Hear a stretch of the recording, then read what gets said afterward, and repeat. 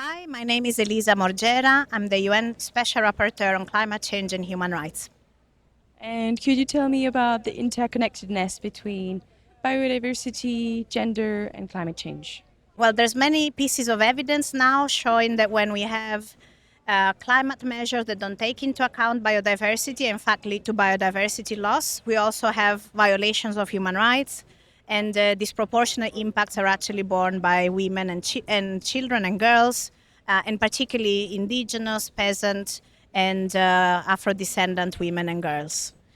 So we need to understand much better how we can take decisions that are integrated across climate change, biodiversity, and human rights, and with a particular attention to women and girls' human rights. And what do you see as some of the intersectional solutions for that? So first of all, I think recognizing that the experiences, the lived experiences, and the distinctive knowledge of women and girls whose rights have been affected by biodiversity loss and by climate change are part of the best science available we have to take better decisions. And through their experiences, we can have the understanding of the interconnectedness, the needs in particular to protect also children or girls and women with disabilities or who are facing historical discrimination, racism, maybe older women as well. So all these layers of complexity and discrimination that make some women and girls even more vulnerable to the impacts of climate change and biodiversity loss. They're very difficult to understand maybe in the abstract when decision makers think and try to develop measures on their own. And it's really only engaging with those experiences, women's knowledge, understanding, and needs that they can really take decisions that can achieve all these public objectives, which are in fact already existing obligations for states to protect women's rights, girls' rights, as well as protect biodiversity and ensure a safe climate to the benefit of everyone's human right to a healthy environment.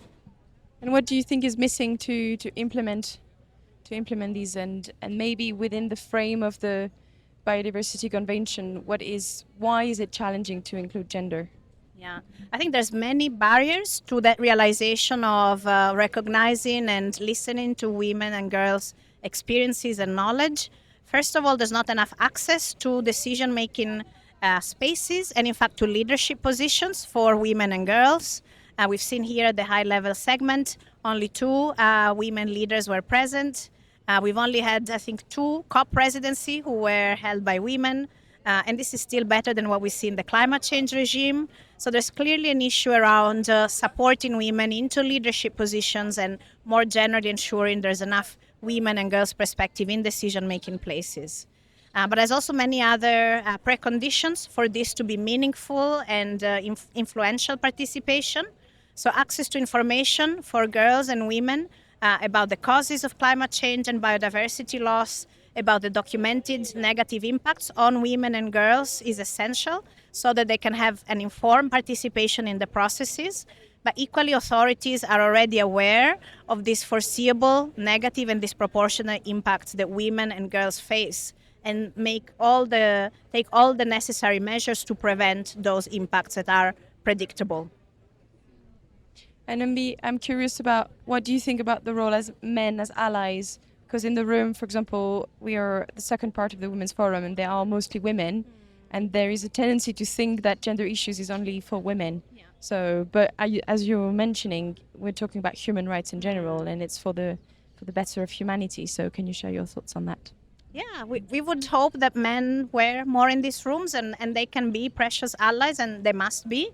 I think partly maybe is raising awareness about the content of women's rights and girls' rights, and also to show how those practices that are led by women and protect their human rights are beneficial to all and contribute to the realization of the biodiversity goals and the climate change goals that, again, protect everyone better from those negative impacts on all of our human rights.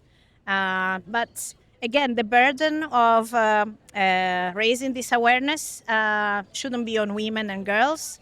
And so there's really questions around maybe the role of authorities more broadly about creating broader education and understanding both of the disproportionate impacts and burdens already placed on women and girls, but also of the value, the importance, and the contribution that protecting women's, girls' rights and recognizing their distinctive knowledge, how important it is to really make progress in addressing those global challenges. And if you could name a woman that you consider a gender and biodiversity champion, who would that be? Yeah, well, that would be Astrid Puentes. She's the UN Special Rapporteur on the human right to a healthy environment. She's the first woman from the Global South to be holding that mandate. And I think that in and of itself is an important recognition that we needed change. It's quite surprising that we had only men, mainly from the Global North, in that and in many other environment-related UN Special Rapporteurship. But also it's her mandate already. The first 6 months we started at the same time, and the way we together are collaborating as two women in these mandates, I think has already set a precedent for a different type of leadership, very collaborative, very participatory. Just yesterday, I think we organized the first joint consultation of two rapporteurs to really show how we're learning from one another and from the human rights holders we're engaging with, even while our work remains distinct and make important contribution on its own. But we can always do that in collaboration, ensuring complementarity and mutual learning as we go. And do you have any thoughts to share on the importance to organize a space like the Women's Forum in the biodiversity conference? Yeah, I think it's great that we have a gender forum. And I think what we would need is to make that not a side event and not something that happens on the margins, but something that's more and more integrated in the central negotiating spaces that we're seeing. And this is a big barrier. I've seen the same with the Summit on Biodiversity and Culture, which was an amazing day of reflection, of also celebration of community-based climate and biodiversity solutions, very much also supporting a human rights-based approach to biodiversity conservation. And yet it was held on a day when the negotiations were not going on. I didn't see many negotiators there. And again, all of that shouldn't be a nice to have on the side. It should be brought into the center of the evidence and the decision-making processes that really then shape action moving forward. And for women for all around the world who may be listening to this, is there a message you have to share with them? Yes, please do keep the hope and unite with other women and allies. I think there is a real longing for a different kind of leadership and a different kind of understanding that women and girls showcase, provide, and can give examples for.